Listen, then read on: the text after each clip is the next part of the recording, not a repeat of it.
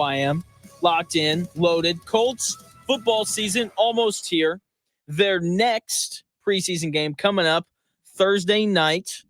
If Chris Ballard told us the truth, then we're going to see a lot of the starters on Thursday, which is great. I want to see the starters. You want to see the starters, right? Because the starters for the Indianapolis Colts have to just be amazing since Jim Irsay said that Chris Ballard is a, quote, blue chip general manager. Jim Irsay hopped in the booth during the Colts broadcast on Saturday of their second preseason game, and he was asked about his thoughts on Colts general manager Chris Ballard and Colts head coach Shane Steichen, and he opened his mouth, and he spewed nothing but nonsense. Here is that nonsense. Everyone knows, Chris Ballard, that he's a blue chip, general manager, but Shane, Rick, let me tell you, I think an outstanding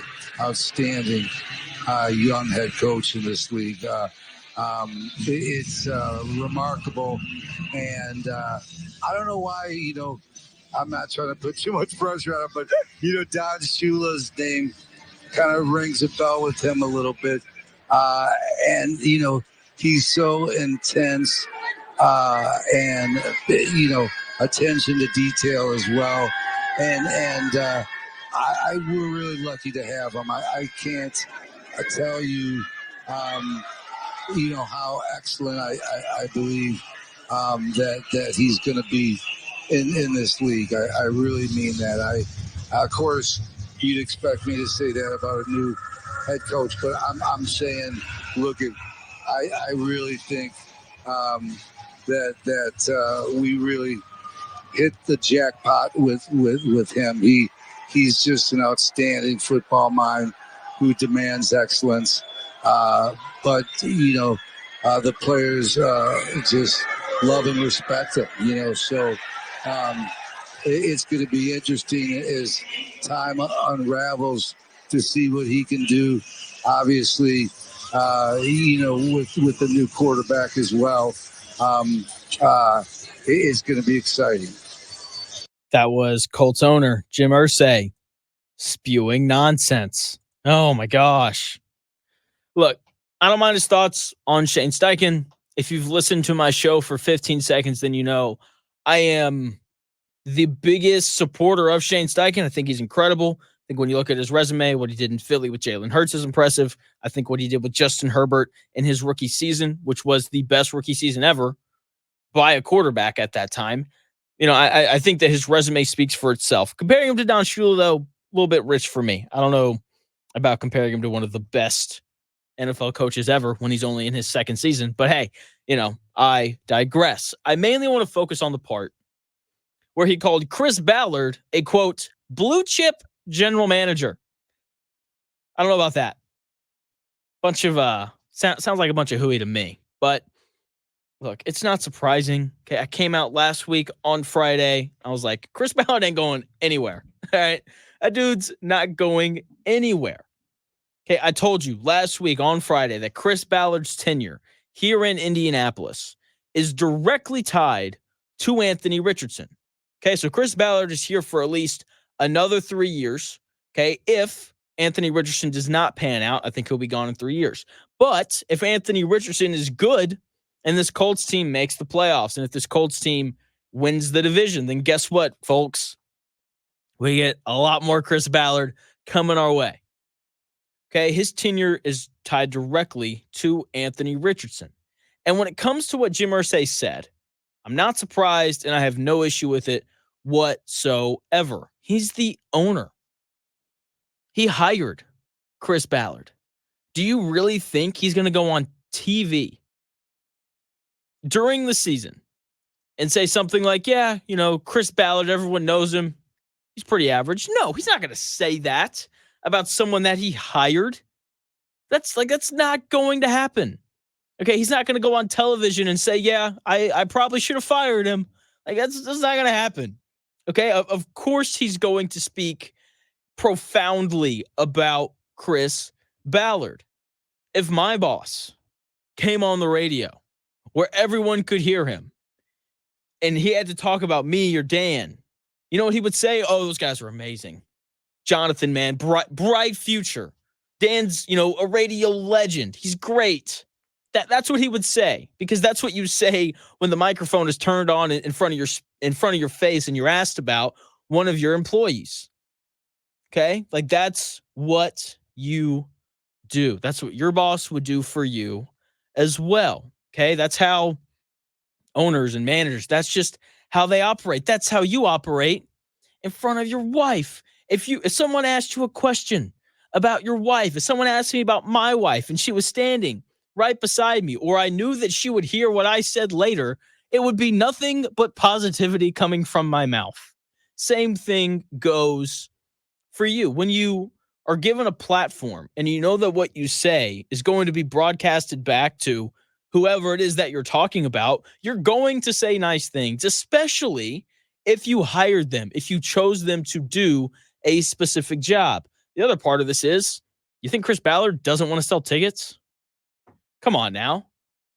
If people buy that, if people buy the idea that Shane Steichen, who once again I like a lot, if people buy the idea that Shane Steichen is the next Don Shula, then guess what's going to happen? The Colts are going to sell a whole bunch of tickets, baby. And that's ultimately what Jim Irsay wants. And here's the thing, though. I believe that he believes that Chris Ballard is a blue chip guy. Okay? And I sat there. I was like, okay, why is he saying this? Why does he think this? Right? Because he could have just said, Chris Ballard is a really good general manager. We're very pleased with what he's done. But no, he called him a blue chip general manager. I was like, why does he think this? Is there something in his history that I'm missing? So I went through it. I was like, all right, Chris Ballard got his start in front offices when he worked in Chicago. He was there for a long time. And then ultimately in 2013, he gets hired by the Kansas City Chiefs. Works there from 2013 to 2017. During his time in Kansas City, the Chiefs made the playoffs 3 out of 4 years, won 11 or more games in 3 of those years. And the 1 year they didn't make the playoffs, they went 9-7. John Dorsey was the general manager at that time. Now, when Ballard was in the building working with John Dorsey, drafting players, they drafted extremely well. They did. Travis Kelce, arguably the best tight end ever. Eric Fisher was a good left tackle for a long time. Mitch Morse was a good offensive guard. Marcus Peters, right, tearing people up in Baltimore. Great starting cornerback. Chris Jones, if it wasn't for Aaron Donald, he would have been the best interior defensive lineman in the NFL for the past decade. And Tyreek Hill, who needs no introduction. He's been the best receiver in football for these past few years. That is a good resume of players that have been good in the NFL. And Ballard drafted all those guys over the course of 4 years. Okay, and he did that underneath John Dorsey. Okay, John Dorsey, when he was an NFL general manager, he's not anymore. When he was, though, he was viewed as one of the best general managers in the NFL. Okay, while he was employed in 2017, Fox released an article titled, quote, "Is Chiefs general manager John Dorsey the best?" End quote.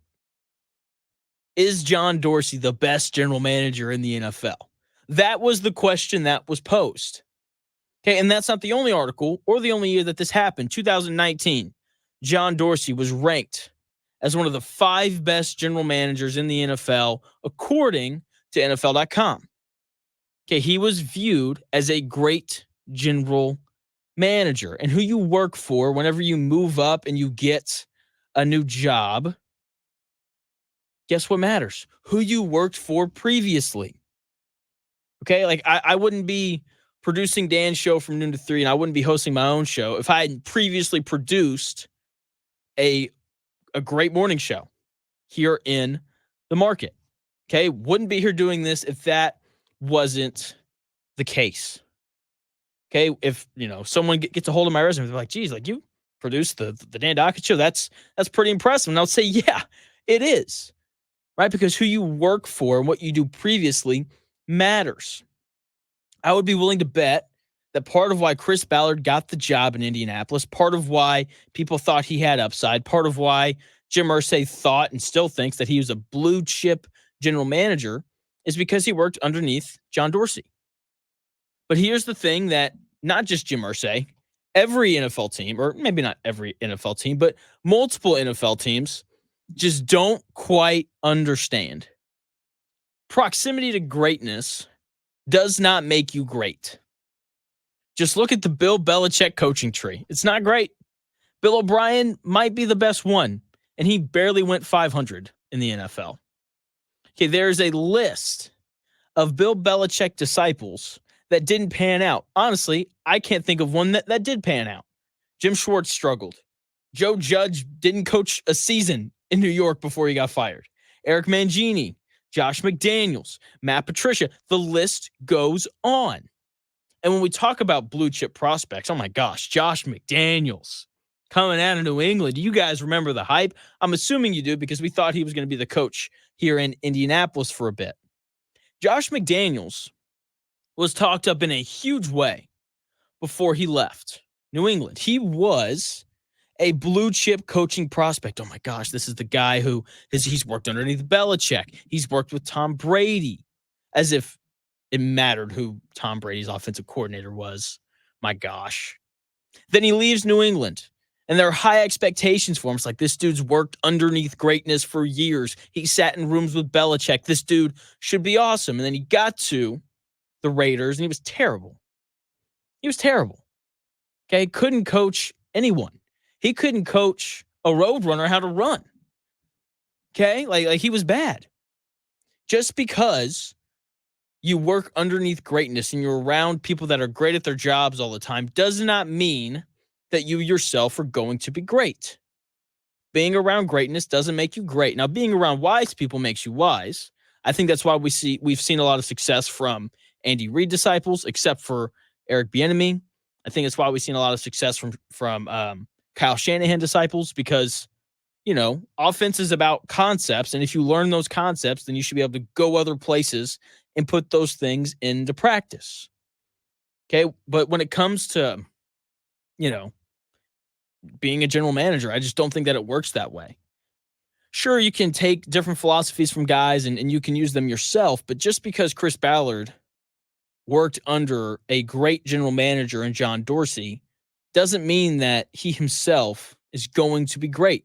It's been 8 years, and I think that we all know that Chris Ballard isn't going to be great. He's going to be average at best. And for some reason, Jim Irsay still thinks that this guy's going to be great because of who he worked under 8 years ago.